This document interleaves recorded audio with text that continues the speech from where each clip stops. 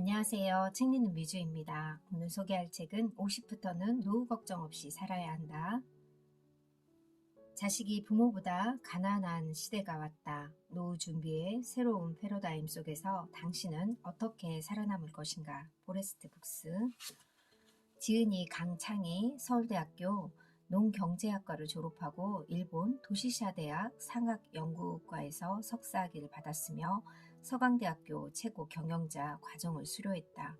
1973년 한국거래소에 입사해 대우증권 도쿄 사무소장, 상무 리서치 센터장, 현대투신운용사장, 굿모닝 투신운영사장, 미래에셋 부회장 겸 은퇴연구소장을 역임했다. 이후 트러스톤 자산운용으로 자리를 옮겨 현재 연금 포럼 대표를 맡고 있다. 저자는 수많은 강의와 연구 활동을 통해 어떻게 하면 품격 있는 노후를 보낼 수 있는지, 경제적으로 풍요로운 삶을 살 수 있는지 자산관리 방법을 설파했으며 그 내용을 이 책에 친절히 소개한다. 출간한 책으로는 당신의 노후는 당신의 부모와 다르다. 나는 퇴직이 두렵지 않다가 있다. 지은이 고재량, 대원 외국어 고등학교, 연세대학교 경영학과를 졸업하고 제조업 회사에서 일하다가 트러스톤 자산운용 연금포럼 주임 연구원으로 재직 중이다. 현재는 유튜브 채널 트러스톤 TV의 콘텐츠 기획 및 제작을 맡고 있으며 2030 세대의 노후 준비를 위한 투자 연금 교육 콘텐츠를 만들고 있다.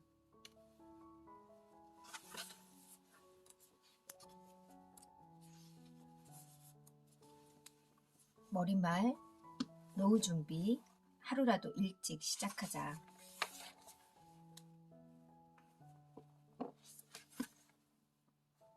이 책에서는 퇴직 전후에 있는 분들은 물론 30, 40대 후반 인생을 염두에 두고 있는 생애 설계와 자산관리를 시작하려는 분들께 저자 나름의 준비 방법을 제시합니다.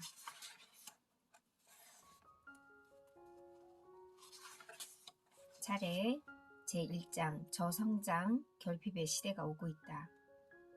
2장 자녀가 노후 대책이 될 수 있을까? 3장 가장 확실한 노후 대비는 평생 현역. 이 부분이 가장 중요한 것 같다는 생각이 저도 들었습니다. 4장 100세 시대 자산관리 이것만을 기억하자. 5장 저금리 시대의 금융자산 운영. 6장 재테크보다 중요한 3층 연금. 세 가지 착각. 많은 분이 인생의 80 이후는 없는 것으로 알고 있다는 것입니다. 노후 계획을 어느 정도 세워놓았다는 분들을 보더라도 80세 이후를 생각하는 사람은 거의 보지 못했습니다. 그런데 혹시 재수 없으면 120살까지 산다란 말을 들어본 적이 없으십니까? 우스갯소리지만 120살까지 무엇을 하고 무엇을 먹고 살 것인지 생각해보면 끔찍합니다. 두 번째, 죽음이라고 하는 것이 어느 날 갑자기 조용히 오는 것으로 알고 있다는 겁니다. 저는 제 어머니를 보면서 자기 발로 화장실만 다니다가 세상 떠나도 얼마나 좋을까 하는 생각을 한 적이 있습니다. 이것은 인간의 존엄과 관련된 문제입니다. 세 번째 착각은 가장 큰 문제라고 생각합니다. 아직도 자녀가 자신의 노후 대책이라고 생각해서 자녀에게 있는 돈 없는 돈 다 퍼주고 노년에 쪽방에서 사는 사람이 의외로 많습니다. 이것을 자녀 리스크라고 합니다. 자녀 리스크에 걸리면 돈이 몇 억이 있다고 한들 아무런 의미가 없습니다. 노후 빈곤 남의 일이 아니다. 홀로 사는 노후가 보편화되고 있다. 혼자 사는 인구가 늘고 있다.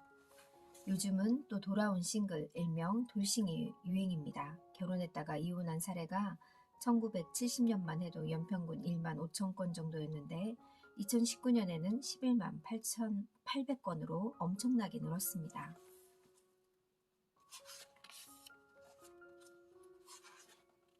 1인 가구 비율 32%, 부부가 같이 살다가 나이가 들어서 부인이 먼저 세상을 떠나면 남편은 갑자기 신약해진답니다. 그래서 3년 이내에 사망할 확률이 높다고 합니다. 부인이 세상을 떠났는데도 10년 넘게 사는 남편은 아주 독한 남자라고 합니다.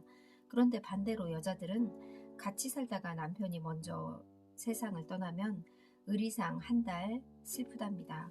그 다음부터는 오히려 귀찮은 존재가 없어져서 홀가분하니 15년 이상 산다고 합니다. 남자든 여자든 이제부터라도 혼자 사는 노후를 어떻게 대비할 것인지 생각해 봐야 합니다. 세계에서 가장 빠른 고령화 속도. 2035년에는 우리나라 여성 중 한 명이 65세 이상 할머니가 됩니다. 할머니 대국이 되는 거예요. 2040년이 되면 인구 4명 중 1명이 75세 이상 초고령자가 됩니다. 이것이 문제입니다. 제가 3년 전에 어느 모임에 갔는데 유명한 교수님이 제 앞에 앉아 있었습니다. 그분의 외동딸이 그해 봄에 대학을 졸업했는데 그때까지 취업을 못했다는 겁니다. 괜찮은 대학을 졸업했으니 교수님의 인지도를 이용해 어디 한 번만 부탁하면 안 될 것도 없는데 어떻게 해서든 내 힘으로 들어가라고 하셨다고 합니다. 딸이 용돈이 궁한 것 같은데 돈도 있고 주고 싶은 마음도 굴뚝 같지만 참고 참는다는 것이었습니다. 결핍해 적응하는 방식을 가르치기 위해서 말이죠. 한 달에 10만 원 쓰던 사람이 9만 원을 쓰면 10% 전략하는 겁니다. 고성장, 고금리 시대에는 그까짓 주식 사서 부동산 사서 수익 내면 되는 거지라고 생각할 수 있습니다. 그러나 저성장, 저금리 시대에는 이런 일들이 마음대로 되지 않습니다. 그에 비해 전략은 마음만 먹으면 얼마든지 할 수 있지 않습니까? 노후를 힘들게 하는 자녀 교육비.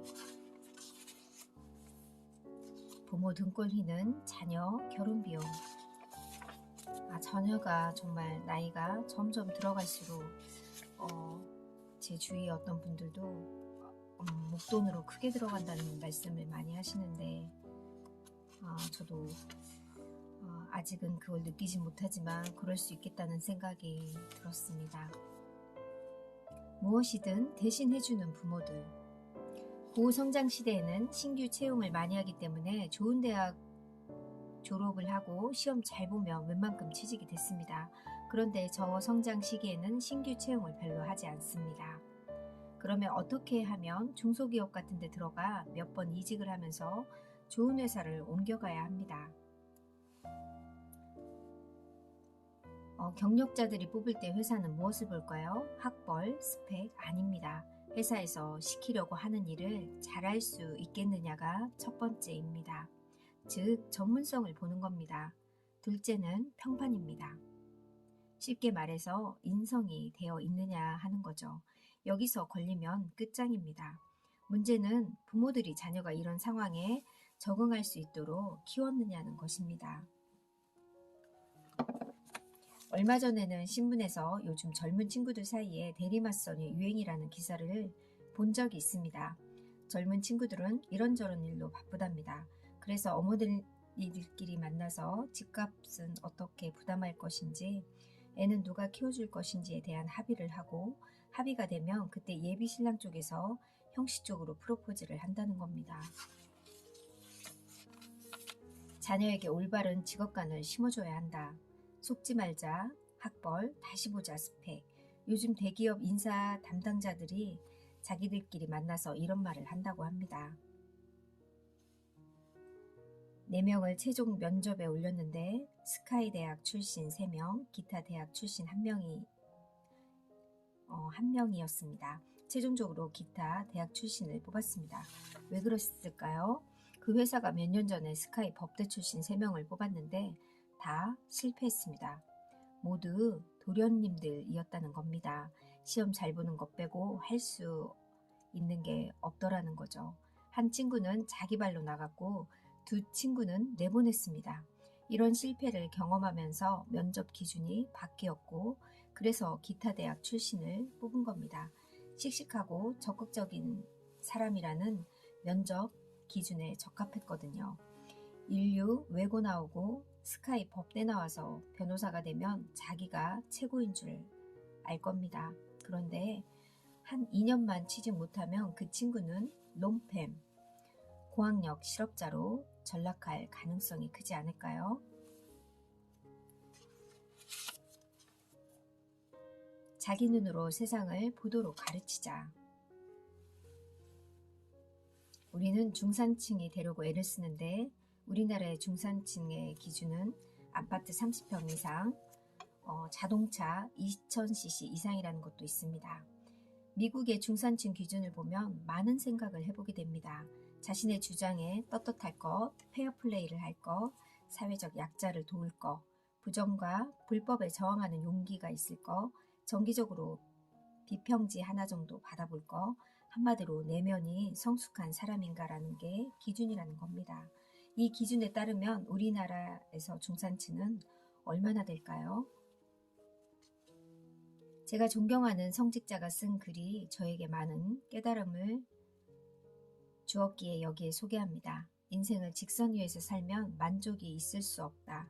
항상 내 앞에 누군가가 있기 때문이다. 지금껏 어른들은 자녀들을 직선 위에 줄 세워 키워놓고 있다. 이제는 디지털 시대다. 직선의 시대가 아닌 360도 원의 시대다. 내가 가고자 하는 방향으로 누구든지 얼마든지 갈 수 있다. 직선이 아니기에 항상 선두주자가 될 수 있다. 굳이 선두주자가 아니더라도 새로운 가치를 만들면 살 수 있다. 반면 직선 위의 삶에는 좌절감과 박탈감만 있다. 금수저니 은수저니 하는 것도 같은 맥락이다. 문제는 직선에서 원으로 바꾸는 게 쉽지 않다는 거다. 남의 눈으로 인생을 살고자 하기 때문이다. 아마 세계에서 우리나라처럼 남의 눈을 의식하는 나라도 없지 않을까 싶습니다. 저는 미국에서 살아보지 않았기 때문에 미국을 잘 모르지만 미국에서 온 사람이 이렇게 말했습니다. 미국에서는 학교를 졸업해도 넓은 천지에 흩어지고 또 남의 일에 관심도 없기 때문에 아주 친한 친구가 아니면 누가 어디서 무엇을 하는지 잘 모릅니다. 그런데 우리는 동창회, 향후회, 동네 모임, 헬스 모임, 무슨 모임에서 누구는 어떻고 또 누구는 어떻고 하면서 수다를 떨다가 점심 먹은 거 사진 찍어서 올리죠. 이렇게 남의 눈에 얽매이는 나라가 또 있을까요? 사르트르가 했다는 인간은 타인의 눈길에서 지옥을 경험한다라는 말을 다시 생각해 보게 됩니다.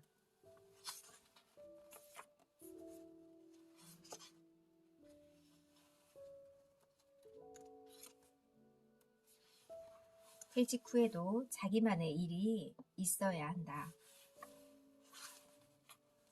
일본의 오가와 유리라는 은퇴 전문가가 있는데요. 이 사람이 국내의 한 은퇴 연구소의 월간지에 기고한 걸 읽어본 일이 있습니다. 일본에서 은퇴한 남편 인기 1위라는 제목의 글이었는데요. 어떤 남편이 은퇴한 후에 인기 최고일까요? 요리 잘하는 남편, 건강한 남편, 싹싹한 남편, 집안일도 잘 도와주는 남편, 이 중에는 답이 없습니다. 정답은 낮에는 집에 없는 남편이라고 합니다. 다른 나라도 다 똑같다는 거지요. 그러니 남성분들은 아내 탓할 것 없이 퇴직하고 나서도 돈이 되든 안 되든 아침 9시부터 오후 5시까지는 자기만의 시간, 소일거리를 갖도록 미리미리 생각해 둬야 한다는 얘기입니다.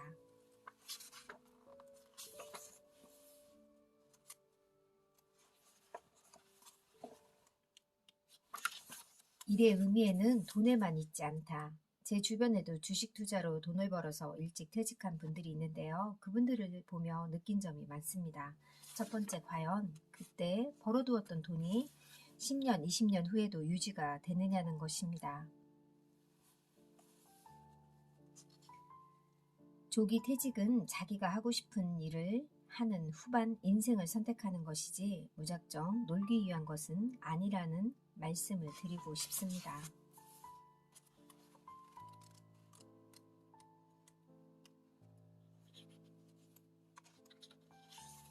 투자에 따르는 리스크를 관리하는 방법.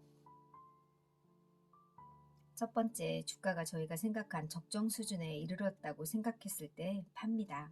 다시 말해 주가가 5년 이내에 2배 이상까지 올랐을 때입니다. 산지 몇 개월 만에 그 수준에 이르면 그때 팔고 1년 후에 그 수준이 되면 1년 후에 팝니다. 장기 투자라고 하여 무작정 들고 있는 것이 아닙니다. 두 번째, 투자한 기업의 내용. 저희는 이것을 펀더멘탈이라고 합니다. 애초에 저희 예상과 달리 나쁜 방향으로 가고 있다고 판단될 때 팝니다. 이때는 주가가 투자할 때의 수준보다 크게 하락했더라도 미련 없이 팔아버립니다. 더 큰 손실을 줄이기 위해서입니다.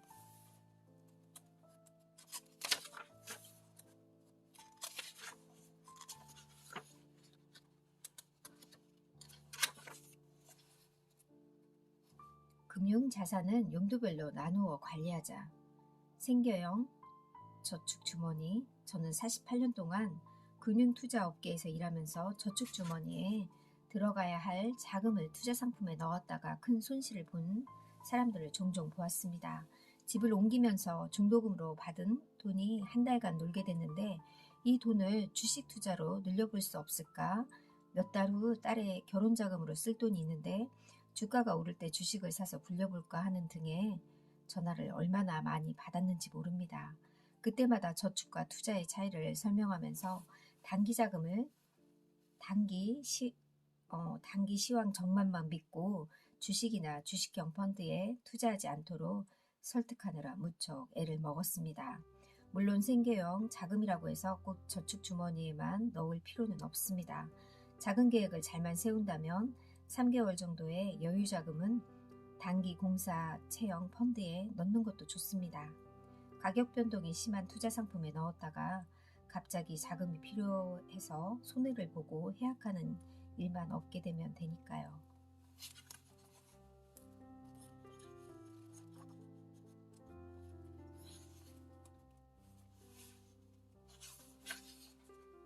앞날을 예상하기 힘든 비트코인 투자. 리스크 관리가 어렵다는 점을 꼽을 수 있습니다. 코인 사기를 꼽을 수 있습니다. 처음부터 피해가 예견된 코인 사기는 적지 않습니다. 경찰청에 따르면 2020년 가상화폐 관련 사기 적발 건수는 333건으로 전년보다 3배 늘었다고 합니다. 코인과 관련된 사기는 셀 수 없이 많습니다. 스캠 코인을 발행한다거나 유명인 또는 유명 기관과 연관된 코인을 발행할 예정이니 초기에 투자하면 많은 수익을 거둘 수 있다는 식으로 현혹한다는 것입니다. 암호화폐에 투자할 때는 트레이딩 주머니만 활용하자. 빚내서 하는 주식 투자 문제 없는가? 종합주가지수 3000 시대가 되면서 많은 분이 주식 투자에 뛰어들고 있습니다. 나름대로 성공한 개인 투자자도 많이 늘어났습니다. 투자 열풍과 함께 불어닥친 비투 열풍, 양날의 검, 레버리지. 개인 투자자든 기관이든 무리하게 빚을 끌어다 쓰면 큰일이 난다는 걸 보여주는 해외 사례도 있습니다. 2021년 3월 29일 뉴욕 증시에 노무라, 크레딧 스위스 등 일부 금융회사의 주가가 10% 넘게 급락한 일이 있었습니다. 알고 보니 아르케고스 캐피탈이라는 헤지펀드가 이 금융사들로부터 많은 자금을 대출받아서 무리하게 투자했다가 보유 종목의 주가가 갑자기 내려가면서 이른바 마진콜 신용거래 증거분 부족금으로 추징당한 것이었습니다. 마진콜은 주식을 빌려준 증권사 담보 주식의 가격이 일정 수준 이하로 내려가면 추가 증거금을 납부하도록 요구하는 절차를 말합니다. 아르케고스 캐피털은 이를 납부할 수 없어서 결국 금융사들이 헐값에 주식을 팔아버리는 반대 매매를 실행했던 것입니다. 아르케고스 캐피털이 보유했던 주식들은 추가로 급락했고 이 헤지펀드는 결국 파산하고 말았습니다. 이런 사례에서 볼 수 있듯이 개인이든 회사든 과도한 욕심으로 남의 돈을 무리하게 끌어다 쓰면 본인이 감당하기 어려운 범위의 손실을 볼 확률이 커집니다. 결론은 이것입니다. 돈을 좀 더 벌고 싶어서 신용 융자 대출을 받아 투자하는 것은 개인의 선택이지만 손실을 봐도 감당할 수 있을 정도로만 해야 하는 것입니다.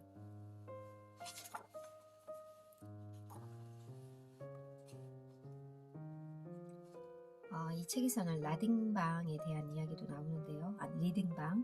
리딩방 업자들은 고객이 투자 비중과 매수, 손절가 철저히 지키지 않아서 그렇다고 답하는 경우가 대부분인데, 시작한 지 얼마 안 되는 초보 투자자가 자신의 원금 대비 비중을 철저히 계산하고 매수가와 손절가를 모니터링하면서 투자하는 건 현실적으로 쉽지 않습니다. 투자 공부 어떻게 하면 좋을까? 함께 공부하며 놀라운 성과를 거두는 투자클럽 사례. 투자 모임을 활용하는 것도 유용한 공부 방법이라고 합니다. 재테크보다 더 중요한 3층 연금. 먹고 살 걱정이 없는 노후를 꿈꾼다면 OECD 회원국 중 노인빈곤율이 우리나라 노인빈곤 2018년 기준 43.8%라고 합니다. 이 수치는 OECD 평균 대비 3배 수준이고 OECD 회원국 중에서 가장 높은 수준입니다. 제가 강의를 다니면서 이런 이야기를 하면 우리나라가 그렇게 가난한 나라냐, 1인당 국민소득이 1만 달러가 안 되는 나라보다 노인 빈곤율이 높다는 게 사실이냐 등의 질문을 많이 받습니다. 일단 노인 빈곤율의 정의입니다. 노인 빈곤율은 전체 인구가 아닌 전체 노인 인구 중에 빈곤한 노인을 뜻하는 비율을 뜻합니다. 빈곤은 전체 인구 대상 처분 가능 소득 중 중위값의 절반 미만 소득을 가진 상황을 의미합니다. 2021년 기준 우리나라 2인 가구의 중위소득은 월 308만 8천 원이니 그 절반인 154만 4천 원이 기준이 되는 거죠. 즉 노인 부부가 월 154만 4천 원 미만의 돈으로 생활하면 빈곤하다고 할 수 있습니다.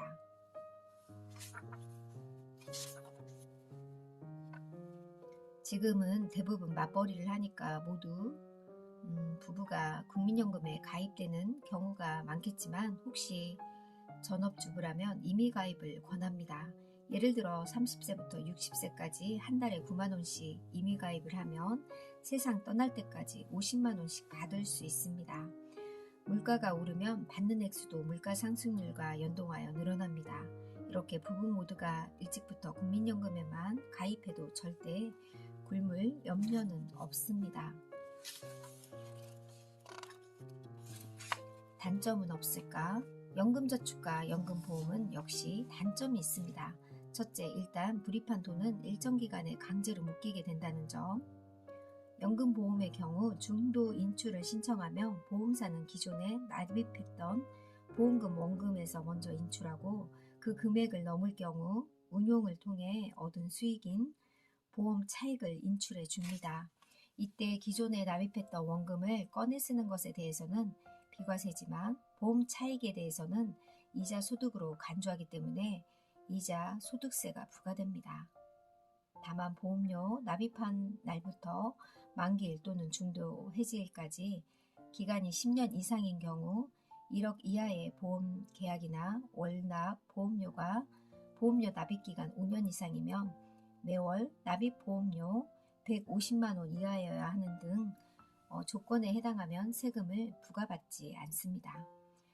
둘째, 연금저축은 연금 수령액이 수령 한도를 초과하여 인출되거나 연간 1,200만 원을 초과할 경우 종합소득세 과세 대상으로 간주되어 낮은 연금소득세가 아닌 6에서 45%의 보다 높은 세율을 적용받게 된다는 점입니다. 연금 수령 한도액은 연금 수령 개시일 기준 연금 계좌의 평가액 곱하기 120%로 계산합니다. 투자 금액이 높아지면 세금 부담이 커질 수 있습니다. 소득이 고정적이지 않거나 금융소득이 높아 종합소득세 과세 대상에 포함될 확률이 높아질 경우 연금저축보다는 연금보험상품을 통해서 비과세 혜택을 적용받는 것이 낫습니다. 셋째, 수수료, 사업비, 재반 비용이 들어간다는 점입니다. 연금저축펀드 계좌에서 매수 가능한 ETF나 펀드 상품들은 운용보수, 수수료 등을 잘 살펴봐야 합니다. 당신의 노후를 책임질 사람은 당신뿐이다. 수백만 독자가 인정한 대한민국 최고 노후 설계 전문가 강창희 대표의 이 책을 꼭 한번 읽어보길 바랍니다. 연금의 중요성, 노후 대책에 대해서 많이 강연하시는 분이고요. TV에서도 종종 뵙기도 했고 유튜브 강연에도 이분 성함을 치면 강연이 많이 나오기도 하는데요. 도움이 될 것 같고요. 책에는 좀 더 자세하게 설명이 나와 있습니다. 꼭 읽어보길 추천할게요. 감사합니다.